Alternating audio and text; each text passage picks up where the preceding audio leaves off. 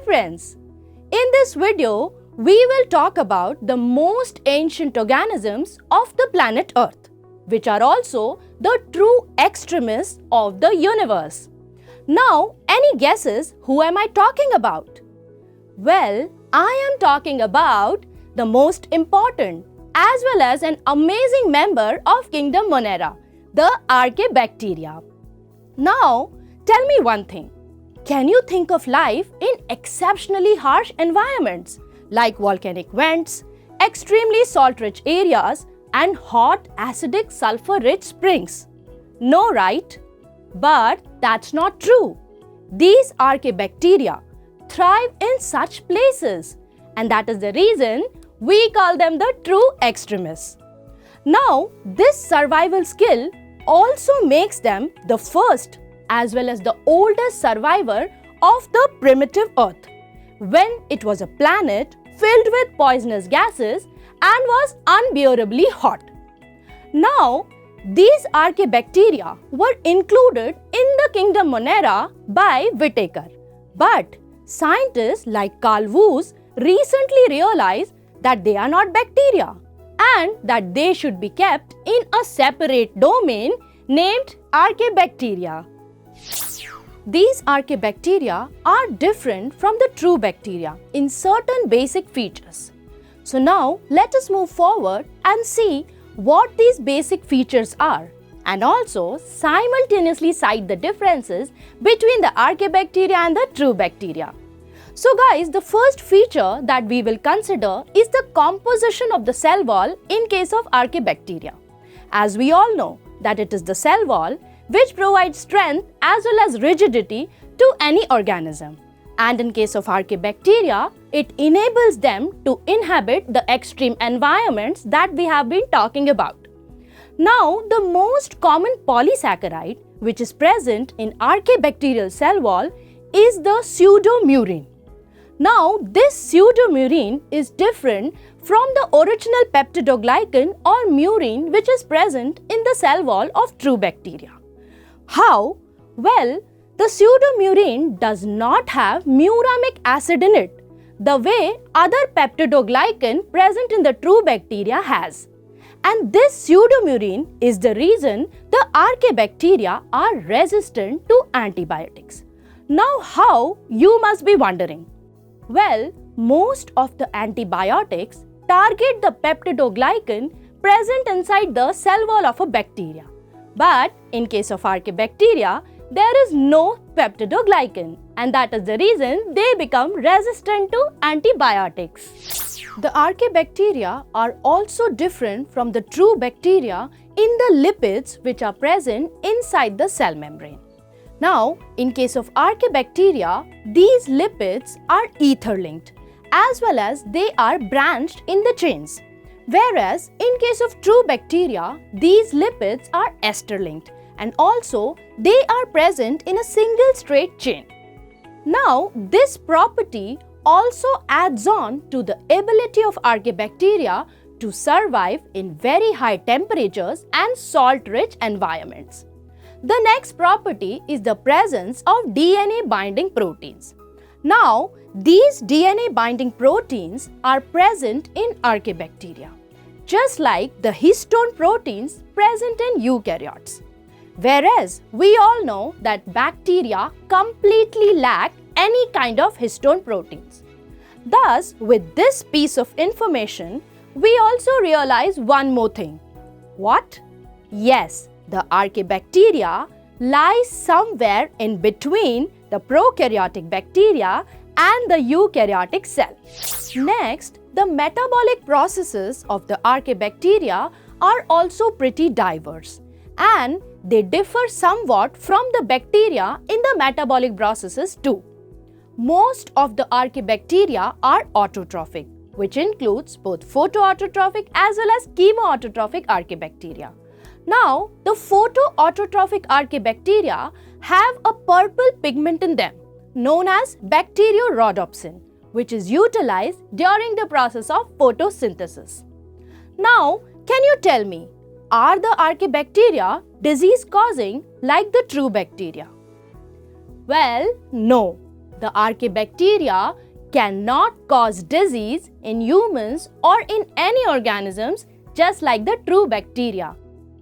So, when we look at all these features that we have discussed, we can surely say one thing about the archaebacteria.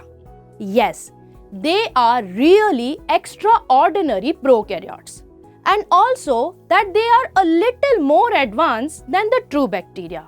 I hope you agree with me. The archaebacteria have also been classified on the basis of their varied habitats and different metabolic activities into three groups: the methanogens, the halophiles and the thermoacidophiles. Let us now talk about all three of them one by one. So the first group is the methanogenic bacteria or the methanogens. Now, these methanogenic archaebacteria are strictly anaerobic autotrophs.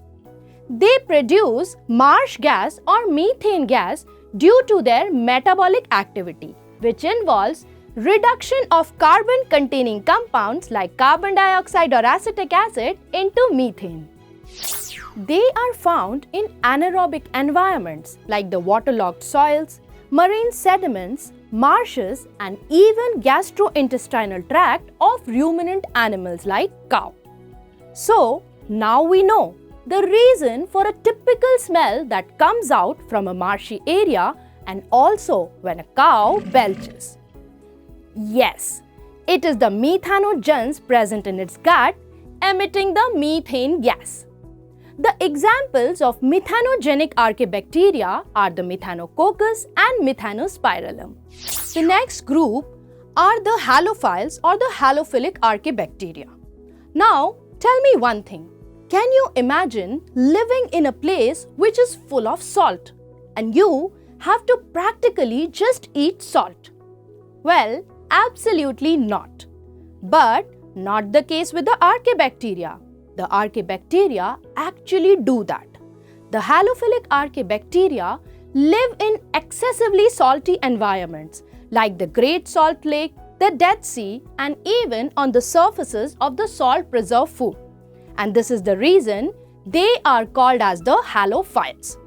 The enzymes and the ribosomes which are present in the halophilic archaebacteria function very efficiently in the high salty environments. The halophilic archaebacteria are obligate aerobes, but some of them can be facultative anaerobes too. Most of them in their nutrition are chemoautotrophic, but they can also be heterotrophs. When we talk about chemoautotrophic archaebacteria, they have a purple pigment in them known as bacteriorhodopsin. Now, this bacteriorhodopsin, apart from imparting purple color to the halophilic bacteria, also helps in converting light energy into energy-rich products known as the ATP. The examples of halophilic archaebacteria are the Halococcus and the Halobacterium. Now, we come to the last class of archaebacteria, the thermoacidophiles or the thermophilic archaebacteria. Now, you will also come to know the reason why we have been calling archaebacteria the extremophiles. These thermoacidophiles live in very unusual environment with a temperature greater than 80 degrees Celsius and also highly acidic environment with pH up to 2. Now, the regions that I have been talking about are generally sulfur-rich and oxygen-depleted, like the sulfur hot springs of Yellowstone, also the emerging undersea volcanoes and geysers. These thermoacidophiles can be aerobes or anaerobes. Now, under aerobic condition, these archaebacteria convert sulfur into sulfuric acid. And under anaerobic conditions, these archaebacteria convert sulfur into hydrogen sulfide. These archaebacteria have heat-stable enzymes in them, known as extremozymes. Now, these extremozymes are of special interest to the scientists and the biotechnologists. The reason being their ability to tolerate very high temperatures. The example of thermoacidophiles are the thermoplasma, the Sulfolobus and the Thermoproteus. The discovery and study of archaebacteria has opened up a whole new possibility of finding life at places where it was thought that life cannot exist. Now, doesn't that take us a step closer to finding life in extreme environments of outer space? Well, think about it. On this note, let us quickly summarize our learning of this video. Archaebacteria are extremophiles which live in very harsh environments like volcanic vents, extremely salt-rich areas, and hot acidic sulfur-rich springs. The cell wall of archaebacteria does not have peptidoglycan like bacteria and has pseudomurine in it. The lipids of the cell membrane of archaebacteria are ether-linked and branched. Protein synthesis machinery of archaebacteria is more similar to eukaryotes than to bacteria. They are of three types: methanogens, halophiles, and thermoacidophiles. The methanogens are those archaebacteria which are found in anaerobic environments like waterlogged soils, marshes, marine sediments, and gastrointestinal tract of ruminant animals like cow. They are strict anaerobes which produce methane gas. Halophiles are archaebacteria which live in excessively salty environments. Chemoautotrophic halophiles have a photoreceptor purple pigment in them known as bacteriorhodopsin. Thermoacidophiles are archaebacteria living in very hot and acidic environments. Thermoacidophiles have a heat-stable enzyme in them known as extremozyme. So guys, we are approaching towards the end of Kingdom Monera. But there's a last group of Kingdom Monera which remains unexplored till now, which are the cyanobacteria. Well, to know about cyanobacteria, you have to stay tuned for the next video.